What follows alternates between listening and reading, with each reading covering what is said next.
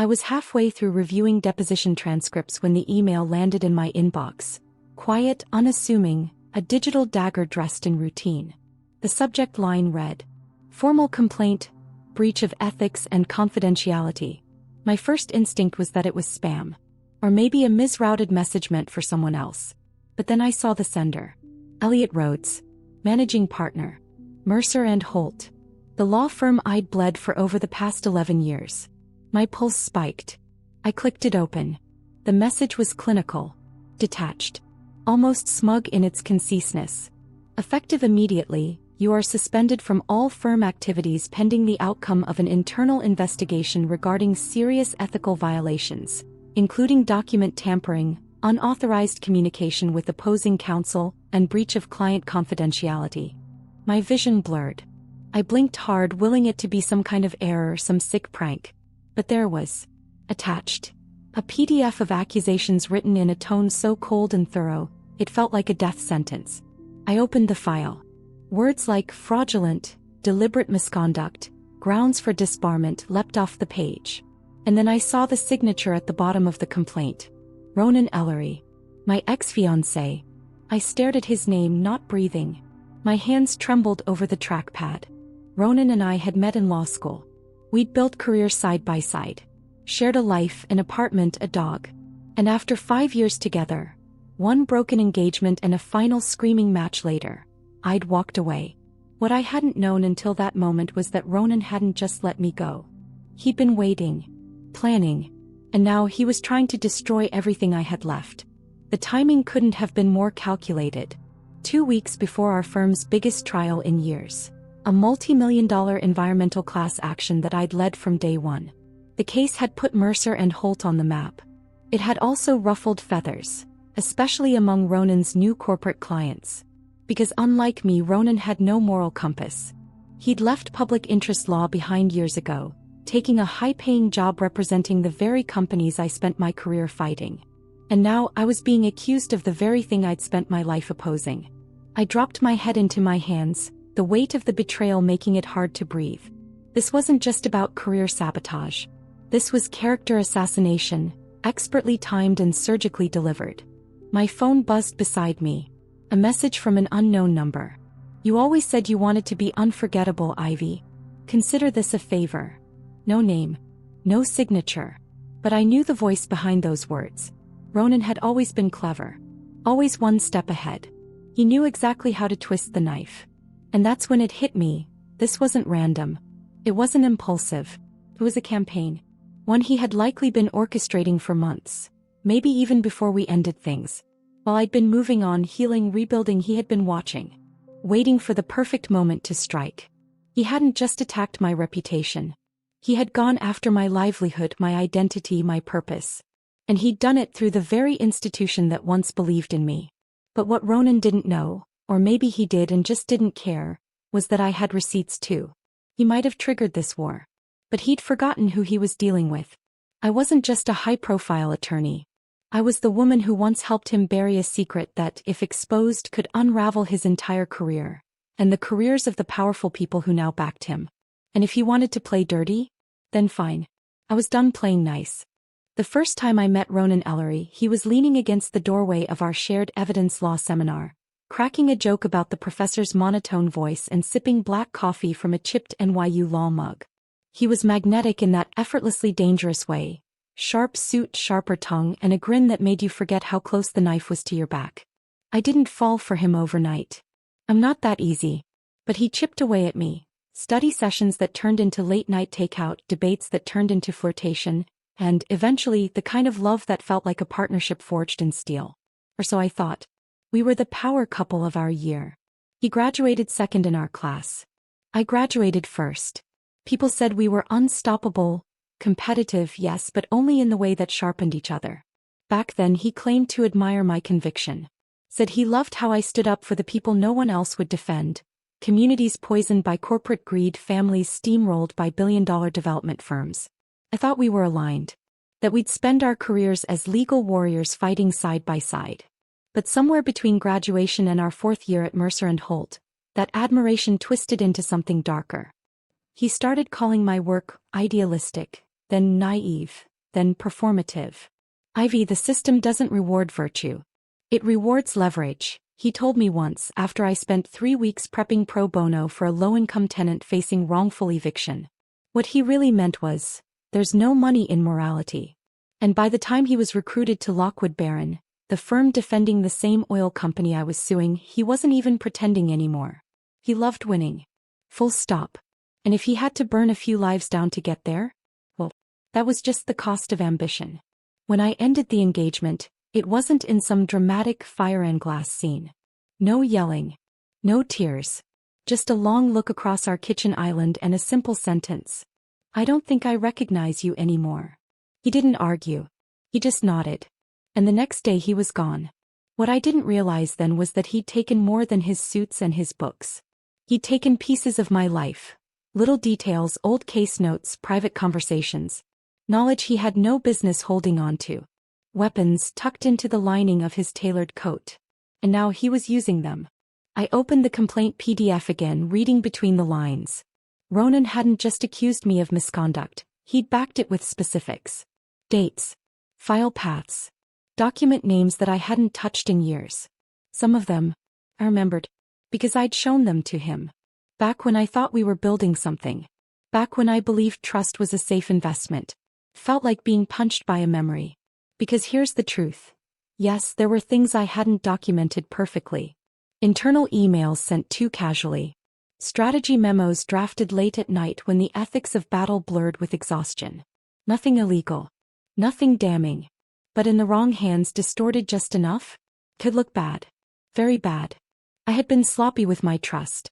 And Ronan had weaponized that with surgical precision. But he hadn't accounted for one thing. A secret buried so deep he must have thought I'd forgotten it. 3 years ago, during a particularly vicious contract negotiation with an energy conglomerate called Virexon, Ronan came home drunk. Not tipsy. Not buzzed. Shattered. I had just pulled a 14-hour day in court and was too tired to listen, but he kept talking anyway, pacing the living room, muttering about hiding timelines and suppressing records. He'd used the firm's internal backchannel to help Virexon bury a set of environmental impact reports, studies that showed clear evidence of chemical leaks in a Louisiana wetland reserve. He had helped cover it up. And in doing so he had committed a felony. Back then I said nothing. I didn't record him. I didn't save the receipts. But the next morning while he was still passed out on the couch I found the internal memo he referenced, logged on his unlocked laptop under a folder titled, Drafts Pending Review. I saved a copy. Encrypted. Buried in a digital vault I hadn't opened in over 2 years. Till now. He thought he was holding the match to my career. He didn't realize he was standing in a house soaked with gasoline. And I was the one holding the lighter. That night I didn't sleep. Not a minute.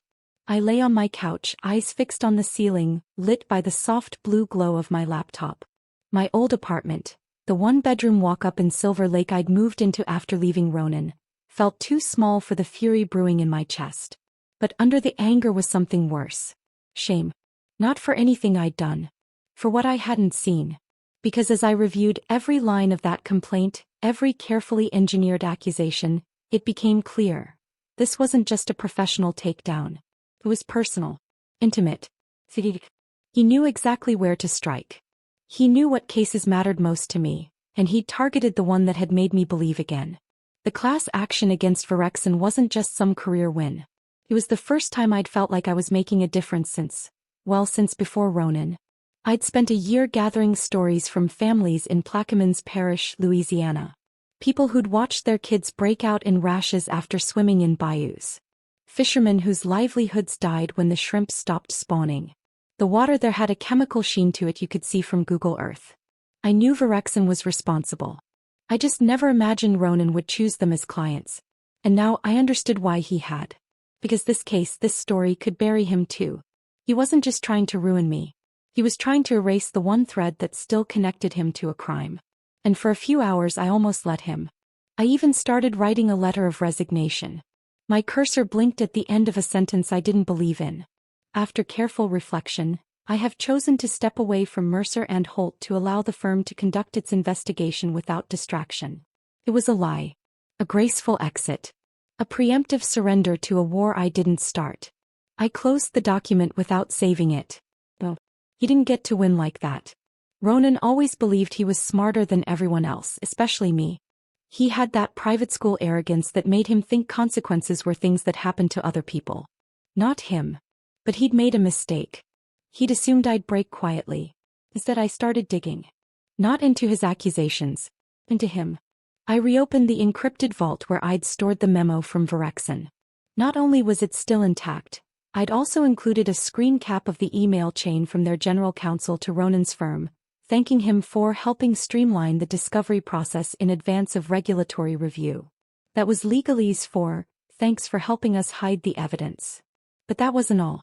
The deeper I searched through my old backups, the places Ronan had forgotten I had access to, the more I uncovered. Late-night texts. Snippets of conversations. Even a voicemail he'd left me once, venting about a junior associate who accidentally CC'd the wrong department and nearly blew the whole cover up. At the time I hadn't thought much of it. But now. It was the start of a pattern. And in my world, patterns are everything. I spent the rest of the night doing what I do best. Building a timeline. A forensic roadmap of Ronan's involvement with Verexen. Every lie. Every manipulation. Every paper trail he thought was deleted. By dawn I had something resembling a case. By mid-morning I had something that felt like leverage. But I wasn't ready to move. Not yet. Because this couldn't just be revenge. It had to be surgical. Flawless. If I played it wrong I'd go down with him. I needed allies. People who didn't just believe me, but had reason to. I picked up my phone, hesitating for only a moment before dialing a number I hadn't called in nearly 5 years. The line rang 3 times. Then a familiar voice picked up. Ivy. Hi Cam, I said, steadying my breath. I need a favor. And I need you to pretend you never got this call.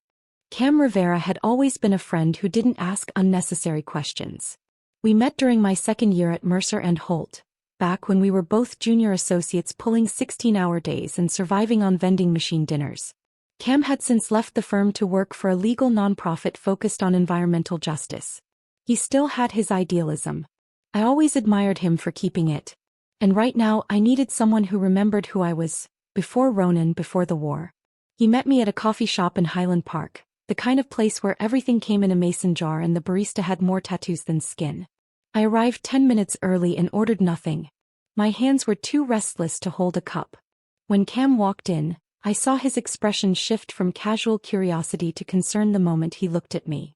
Ivy, he said, sliding into the booth across from me. You look like you haven't slept in a week. I haven't, I replied. I'm in trouble. The kind that could end my career. He didn't flinch. Instead he leaned forward and lowered his voice. Tell me everything. I did. Not all of it, not yet. But enough. The complaint. The suspension. Ronan's name at the bottom of a document designed to eviscerate me. I told Cam what I remembered about the night Ronan confessed to helping bury Verexen's reports. And then I showed him the memo.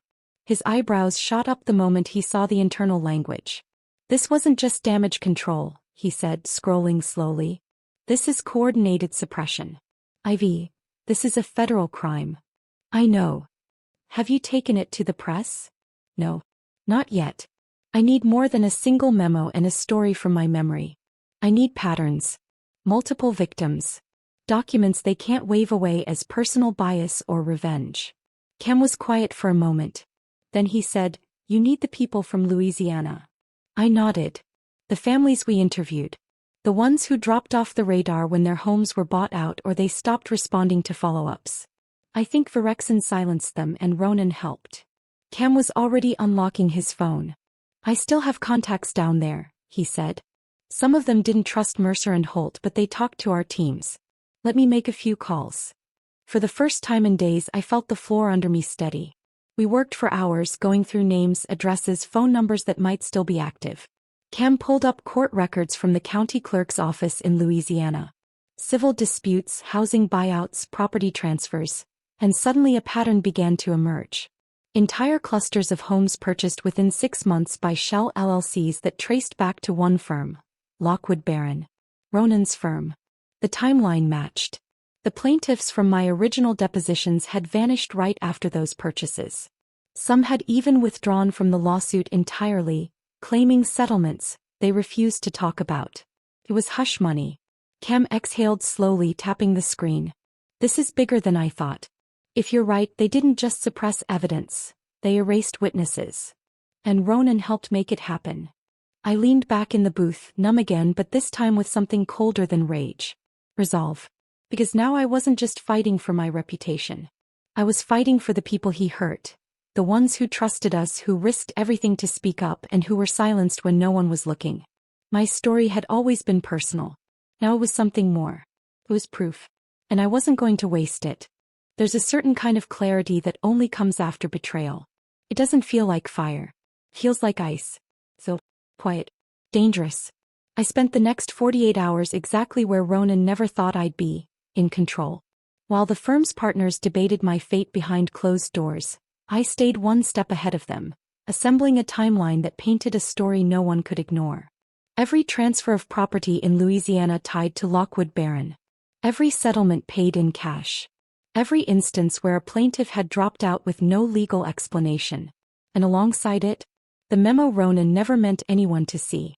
The one thanking him for making the evidence burden less disruptive to corporate continuity. It was coded language, sure. Corporate lawyers are masters of the almost say, but I knew how to translate it. It meant, thanks for helping us hide the bodies. So I didn't rush. Because this wasn't going to be a lawsuit. This was going to be a reckoning. I pulled every contact I had left in investigative media. Not the flashy headline chasers, the real ones. The ones who'd wait months to run a story because they knew the truth took time to build. I sent them an encrypted folder under an alias they wouldn't trace back to me. I included everything. Redacted names, marked up emails, patterns so clear a third-year law student could prosecute them. And then I waited. But I wasn't done. Because I knew Ronan. I knew he'd feel it the moment things started slipping. He'd hear whispers in the hallway, see hesitation in boardroom eyes. And he'd act fast to shut it down. So I needed leverage he couldn't see coming. I called in a favor from someone I swore I'd never speak to again. Someone I'd once dated briefly after Ronan, a cybersecurity consultant named Dani Mercer. She worked for a firm that built digital walls for tech companies too powerful to fail. But she also had side capabilities. Ivy Chandler, she said when she answered. I always wondered which corner of hell you'd call me from. Hi Dani. I need access. That's not how you ask. It's not a backdoor. Just a watchtower. I need to know if certain keywords show up in a certain inbox. She paused. Then said, whose inbox? I gave her the domain at lockwoodbarron.com. A long whistle on the other end. That's white shoe territory. You planning to get sued or just blacklisted from every firm in the country? I'm not breaking in, I said. Just tell me if they mention my name. Or any of the case keywords I'll send. That's all. Another pause. Then, send the list. You'll owe me. I already did. But I sent it anyway. And by that night Dani had a ping. 3 keywords. 1 name. Ivy Chandler. Whistleblower. Preemptive press strategy. They were preparing for the fallout. They knew something was coming. And they were already crafting their story. I sat back in my chair rereading the metadata Dani had sent. The internal memo was marked, confidential, partner eyes only. Circulated just 12 hours after I reached out to the journalists. I smiled. Because they were scared. And Ronan? He wasn't sleeping either. Good. He once told me the law was just a battlefield in a better suit. Well, I wasn't wearing mine. But I was still going to win. The article dropped on a Thursday. No warning. No teaser. No flashy headline designed to bait clicks. Just a stark surgical exposé on the homepage of the Beacon Ledger. A publication known less for splash and more for bloodletting. Whistleblower alleges systematic suppression of toxic waste reports in southern Louisiana. No names. Not yet. But the breadcrumbs were unmistakable. A boutique legal firm linked to a major oil client. Internal documents suggesting discovery obstruction, and a confidential source, with first-hand knowledge of the cover-up. The story spread quietly at first like smoke before a fire. A few retweets. Niche environmental blogs. Then legal Twitter caught wind and it exploded. By noon, the article had been picked up by 2 national outlets. By 4 p.m., it was the lead story on legal forums and trade bulletins. By 6, Mercer and Holt's phones were ringing non-stop. But I stayed silent. I didn't issue a statement. I didn't leak my name. I didn't try to defend myself. Because I knew better than to grab the mic too soon. Instead I waited and watched as Ronan squirmed. It didn't take long. At 7:22 p.m., Danny texted me. He's running. She'd flagged outbound traffic from Ronan's IP. Dozens of panicked emails flying out to PR firms, partners, even a crisis management consultant in DC trying to draft a rebuttal before the second wave hit. And it was coming. Because I'd sent another set of files. Not to the press, to the EPA. Anonymous. Secure.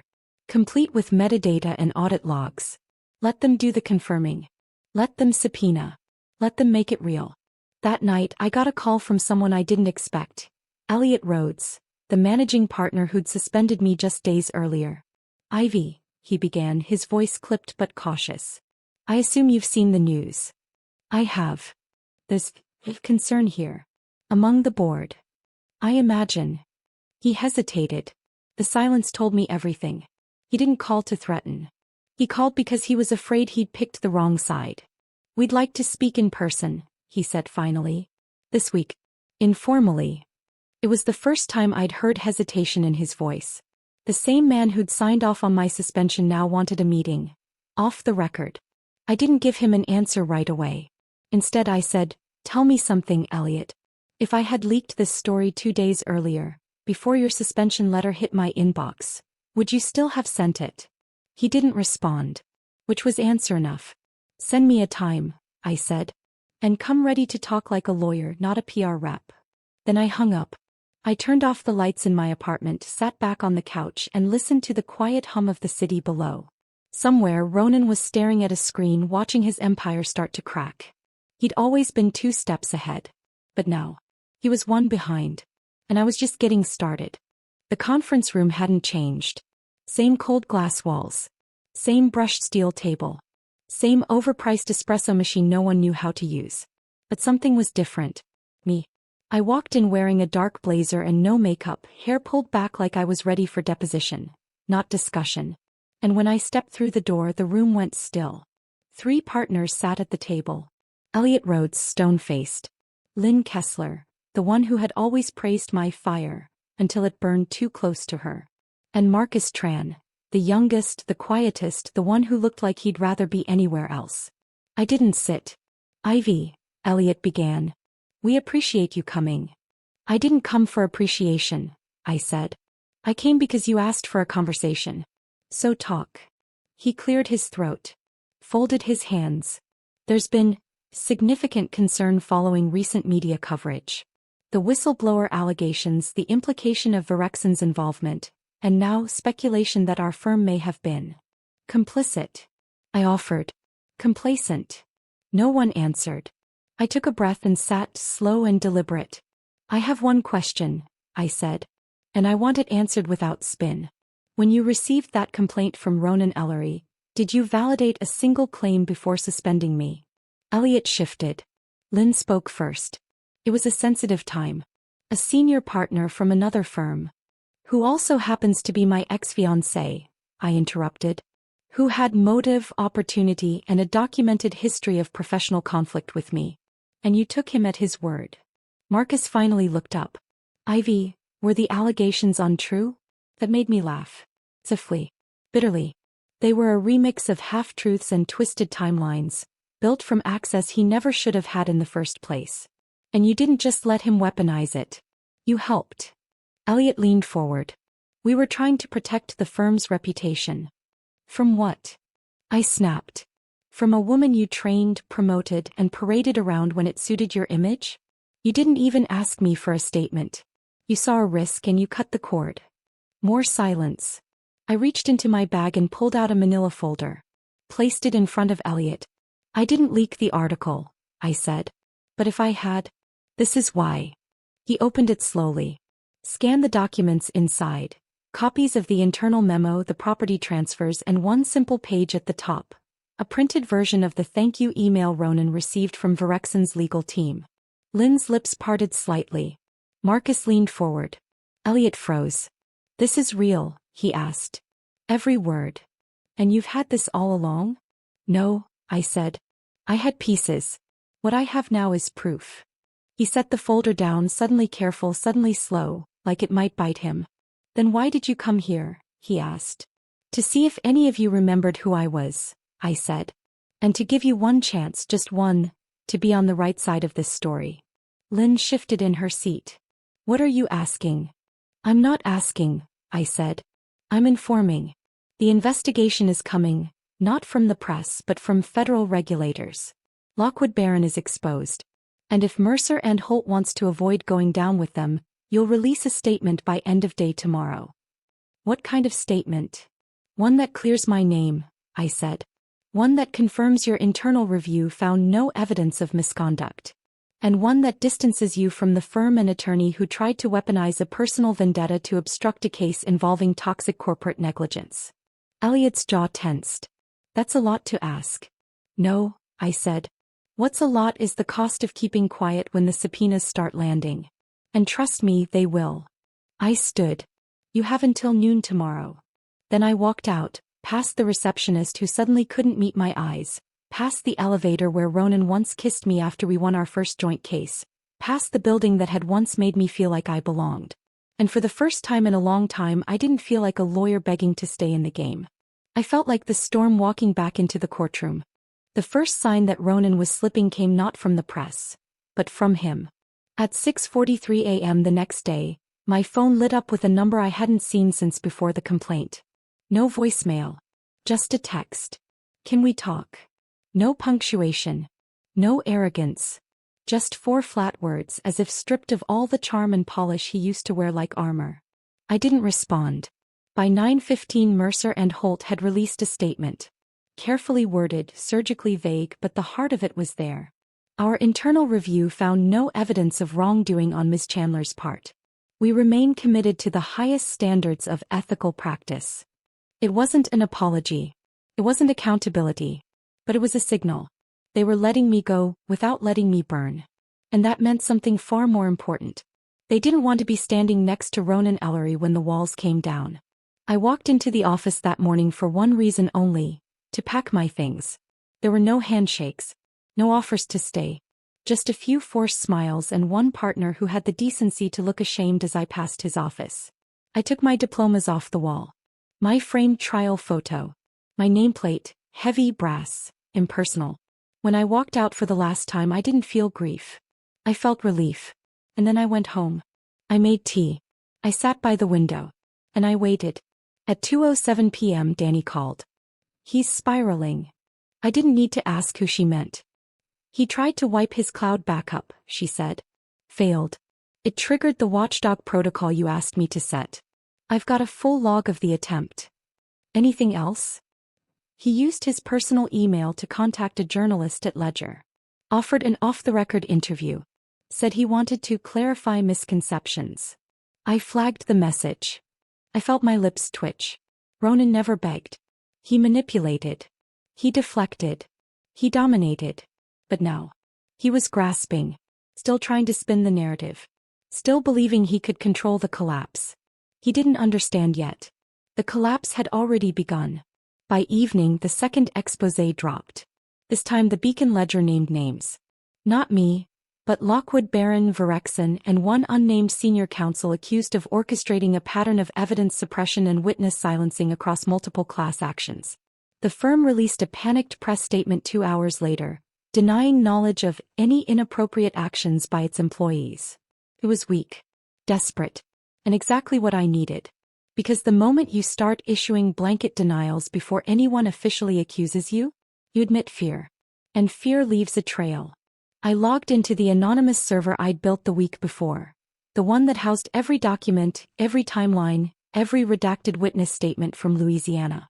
Then I opened the Dropbox labeled simply, Ellery, Personal Records, and began uploading everything I'd held back. The emails, the call logs, the late-night texts, even the metadata from the draft folder where he'd once typed out a fake witness retraction and forgot to delete the timestamp. It wasn't about vengeance anymore. It was about record. The world needed to see the man Ronan had become, not the polished lawyer on stage, but the ghost of a boy who never stopped needing to win at any cost. And now, 3 days later, it was no longer just headlines. It was subpoenas. Real ones. Filed by the Department of Justice. Public record. Sent to Lockwood Baron LLP, to Verexon, and, most satisfyingly, to Ronan himself. The articles weren't speculative anymore. They were naming names. Including his. Federal investigation launched into corporate misconduct and obstruction of justice tied to Louisiana environmental class action. I read the headline 3 times. It didn't feel real until I saw the footage. Ronan walking out of his building in a navy coat and sunglasses, flanked by 2 associates. Cameras flashing. A reporter shouting, "Mr. Ellery, did you falsify discovery documents?" as he ducked into the back seat of a black car. No comment. No spin. Just silence. He looked smaller than I remembered. Not physically. Spiritually. Like the scaffolding of arrogance he'd built around himself had started to buckle, and now the weight of truth was pressing in on every side. And yet it wasn't his downfall that stuck with me that day. It was the voicemail I got that afternoon. A woman's voice. Older. Steady but strained. "Miss Chandler. My name is Janine Morrow. I was part of the original group in the Verexon lawsuit. I just wanted to say thank you." She paused. "I thought no one remembered us. They made us feel like it didn't matter. Like our homes, our water, our stories were just numbers on a spreadsheet. You didn't forget." I sat at my kitchen counter listening to it again. And again. It was the first time someone had said those words to me since the beginning. "Thank you." The second voicemail came that evening. Then a third. Then a dozen more over the next 2 days. Plaintiffs. Former whistleblowers. Even a paralegal who used to work for Lockwood Baron and said she couldn't sleep at night after what she saw. Some of them just wanted to be heard. Some wanted to help. And some, like Patricia, a retired schoolteacher who said her husband had died from cancer linked to the water supply, wanted justice. For the first time I realized something terrifying and beautiful. This wasn't just my story anymore. It was theirs. And I had opened the door. The network grew quickly. Cam helped me organize it. A secure call list of victims, volunteers, attorneys, and former employees who had been too afraid to speak up until now. And suddenly the power shifted. Ronan wasn't just facing me. He was facing everyone he thought would stay silent. Everyone he believed too poor, too tired, too traumatized to fight. But now they were finding each other. And him. He was running out of places to hide. He showed up at my door just after sunset. I didn't hear his car pull up. Didn't get a warning text. Just a knock, soft, measured, like he still believed he was someone I'd open the door for without hesitation. I looked through the peephole and felt nothing. No rage. No anxiety. Just a detachment. Like I was observing a scene from the outside. He looked tired. Underdressed. His coat hung off his frame, and for the first time in the decade I'd known him, Ronan Ellery wasn't wearing a suit. He looked like a man who had finally realized he wasn't going to talk his way out of this. I opened the door, but I didn't move aside. He blinked at me like he hadn't planned this far. Then he said quietly, "Ivy, please." I waited. "I didn't mean for it to get this far," he said. "The complaint, it wasn't supposed to end you. I panicked. I laughed. Not because it was funny. Because it was so heartbreakingly weak. You filed a formal ethics complaint to sabotage a federal case. You sent my name to every senior partner in my firm and tried to smear me as unstable, disloyal, and corrupt. And now you're standing on my porch saying you panicked." He flinched at the word. I let silence hang between us. Let him fill it with guilt he couldn't process. Then I leaned forward just slightly. "What are you really here for, Ronan? An apology? A confession? Or do you think I'll throw you a life preserver now that the water's rising?" His lips parted, searching for words, but I could see it, the flicker in his eyes. He hadn't come for closure. He came to see if I still had mercy. He came hoping that part of me, the part that once loved him, might offer him a way out. "I'm facing charges," he said, his voice flat. "They're saying obstruction. Conspiracy. I didn't realize how much they were watching." "You didn't realize how much I kept," I said. His eyes darkened. "So it was you," he muttered. "No," I said. "It was all of us. Me. The plaintiffs you buried. The people whose homes you helped buy out with silence. The families who had to bury children while you redacted documents. He turned his face away, jaw flexing. A long moment passed. Then he whispered, I thought I was smarter. I shrugged. You were. Until you needed to prove it. We stood like that for a while. The wind picking up behind him. The last of the sunlight fading off the city skyline. Finally I said, you should leave. Ivy. No. You don't get to rewrite this part. You wrote it already. With every lie. Every cover-up. Every time you looked me in the eye and pretended you still knew what right looked like. He didn't argue. He just nodded slow, hollow. And then he turned and walked back to his car. No last words. No grand gesture. Just the quiet crunch of gravel under the weight of a man who had finally run out of people to lie to. I closed the door. Locked it. And exhaled. Not in victory. But in peace. Because the war was over. And I had won. Not by destroying him. But by refusing to let him destroy me. A month later I sat in a courtroom not as counsel, not as defendant, but as a silent observer in the back row. It was federal. Bright lights. Clean lines. Everything built to feel impartial. Ronan sat 2 rows ahead, flanked by his defense team, expression neutral, but his hands gave him away. They kept twitching, tightening into fists, relaxing again. Over and over. Like he was trying to hold something that had already slipped through. The charges were clear now. Obstruction of justice. Evidence tampering. Conspiracy to interfere with federal litigation. And most damning of all, aiding in the concealment of environmental harm with long-term public health consequences. 3 other names had been added since the first article dropped. A senior partner at Lockwood Barron, 2 executives at Virexon. It wasn't just a scandal anymore. It was a case. And the walls were still closing in. I wasn't there to gloat. I was there to witness. To see the thing through to the end. Because justice isn't a moment. It's a process. Slow, unglamorous, and deeply human. I watched Ronan plead not guilty. Of course he did. There was still a corner of him, however small, that believed this was survivable.